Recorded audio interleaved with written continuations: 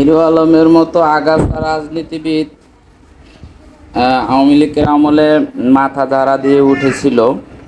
এটা আসলে হয়েছে কি, তখন আওয়ামী লীগ যখন ক্ষমতায় ছিল তখন তাদের বিরোধী কোনো দল আসলে নির্বাচনে আসছিল না, যার জন্য এরকম কিছু আগাছা উঠে আসছে রাজনীতি করার জন্য তাদের বিরোধী দল হয়ে। এটা অবশ্যই আওয়ামী লীগের কোনো প্ল্যান ছিল অথবা কোনো পলিটিক্স ছিল।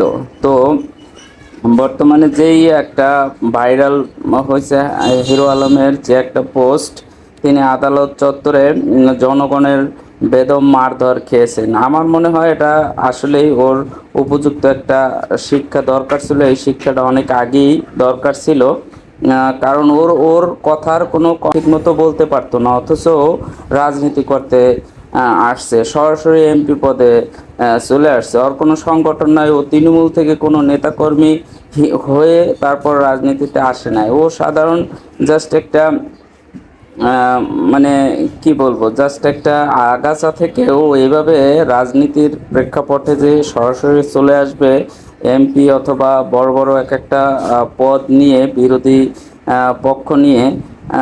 রাজনৈতিক দল বিএনপি অনেক বড় একটা দল এবং অনেক সুশৃঙ্খল ভালো একটা দল। তারা বিগত সময় সরকার পরিচালনা করেছে খুব সফলতার মাধ্যমে।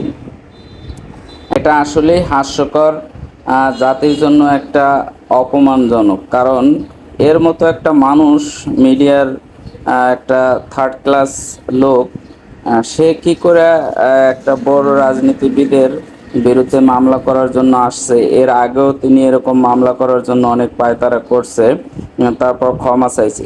সে ঠিকমতো কথাই বলতে পারে না, সে আসছে রাজনীতি করার জন্য। আসলে এগুলা এখনো মনে হয় আওয়ামী লীগের কিছু আহ, আহ, নেতাকর্মী যারা লুকিয়ে লুকিয়ে গর্তের ভিতর লুকিয়ে লুকিয়ে এরকম উস্কানি দিচ্ছে।